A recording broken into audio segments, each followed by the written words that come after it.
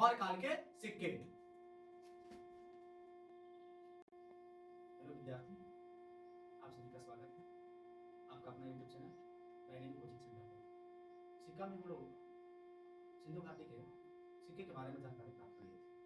अब हम लोग बात करने वाले हैं वैदिक काल के सिक्के। तो वैदिक काल में 5 तरह के सिक्के थे, निष्क, शतमान, कृष्णल, हिरणपिंड और पाद्य। यानी वैदिक काल में 5 प्रकार के सिक्के के प्रमाण मिले हैं, जिसमें निष्क है, शतमान है, कृष्णल है, हिरणपिंड है और पाद्य है।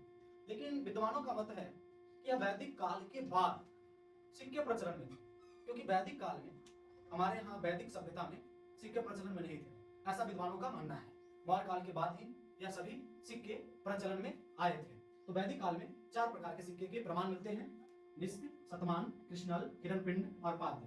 भारत की सबसे प्राचीनतम सिक्का की अगर बात किया जाए, अगर भारत की सबसे प्राचीनतम सिक्का की बात किया जाए तो भारत का सबसे प्राचीनतम सिक्का आहत सिक्का था। भारत का सबसे प्राचीनतम सिक्का आहत सिक्का था और आहत सिक्का को पंचमार्ग या धर्म के नाम से भी जाना जाता है। जो आहत सिक्के थे वह चांदी और तांबे के बने होते थे। आहत सिक्कों को पंचमार्ग धर्म के नाम से जाना जाता है।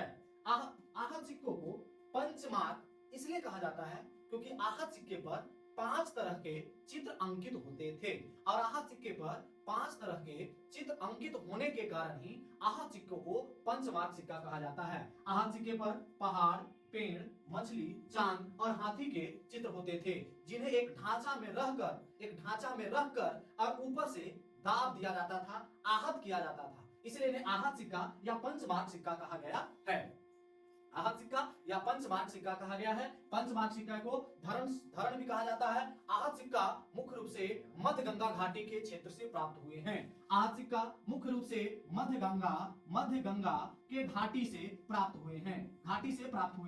आहत सिक्के जो थे वह मध्य गंगा के घाटी से प्राप्त हुए हैं। अगर इनका ईस्वी की बात किया जाए तो आहत सिक्के का ईस्वी जो था वह लगभग 600 ईस्वी पूर्व से 500 ईस्वी पूर्व तक आहत सिक्के का ईस्वी पूर्व तक आहत सिक्के का समय माना जाता है, जो मुख्य रूप से गंगा की घाटी से प्राप्त हुए हैं।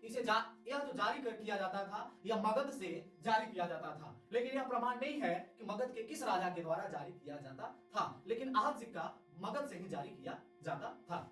तो अभी हम लोग वैदिक काल के सिक्का जाने तो वैदिक काल में 5 सिक्के थे, लेकिन इन सारे सिक्के मौर्य काल के बाद प्रचलन में आए थे। भारत की सबसे प्राचीनतम सिक्का आहत सिक्का थी। आहत सिक्का को पंचमार्ग सिक्का भी कहा जाता है। आहत सिक्का को धर्म सिक्का भी कहा जाता है। आहत सिक्का को पंचमार्ग सिक्का इसलिए कहा जाता है क्योंकि इसमें पहाड़, पेड़, मछली, चांद और हाथी का चित्र था। इसका अगर समय आहत सिक्के के समय की बात करें कि आहत सिक्का का समय कब से कब तक था, तो आहत सिक्का का समय 600 ईस्वी पूर्व से 500 ईस्वी पूर्व तक आहत सिक्का का समय था। उसके बाद आहत सिक्के के बाद अब हम लोग बात करेंगे मौर्य काल के सिक्के। आहत सिक्के के बाद अब हम लोग बात करेंगे मौर्य काल के सिक्के। मौर्य काल में अगर सिक्के की बात करें तो मौर्य काल में सिक्के का 3 प्रमाण मिलते हैं।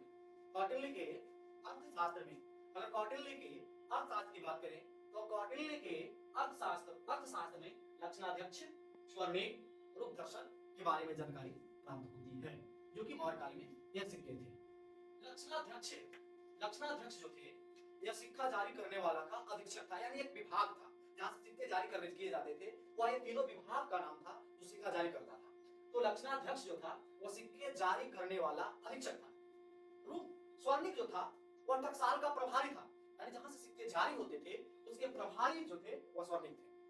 रूप दर्शक जो थे वह सिक्के की शुद्धता जांच करने वाले विभाग थे।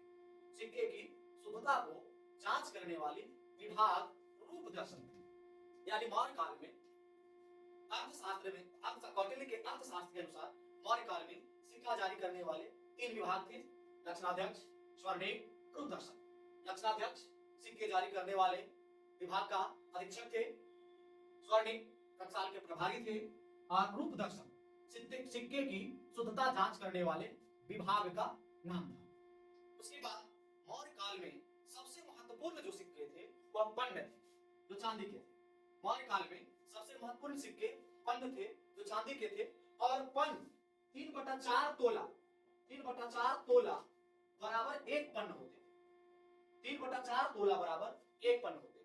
मौर्य काल में जो सबसे महत्वपूर्ण सिक्के थे वह पंड थे और 3/4 4 तोला बराबर 1 पन होते थे। 3/4 तोला बराबर 1 पन होते थे। उसके बाद अगर हम बात करें कि उत्तर भारत में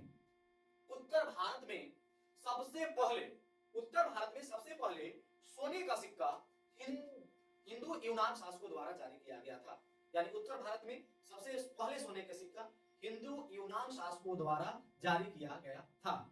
उत्तर भारत में सबसे ज्यादा सोना का सिक्का जारी करने वाले गुप्त शासक थे। यानी गुप्त शासक द्वारा उत्तर भारत में सबसे ज्यादा सोने की शासक जारी की गई थी। लेकिन अगर बात करें जाए कि सबसे शुद्ध सोने की सिक्का, तो सबसे शुद्ध सोने का सिक्का कुषाणों के द्वारा जारी किया गया था। उत्तर भारत में सबसे पहले सोना का सिक्का हिंदू यूनान शासकों द्वारा जारी किया गया। उत्तर भारत में सबसे शुद्ध सोने का सिक्का कुषाणों के द्वारा जारी किया गया।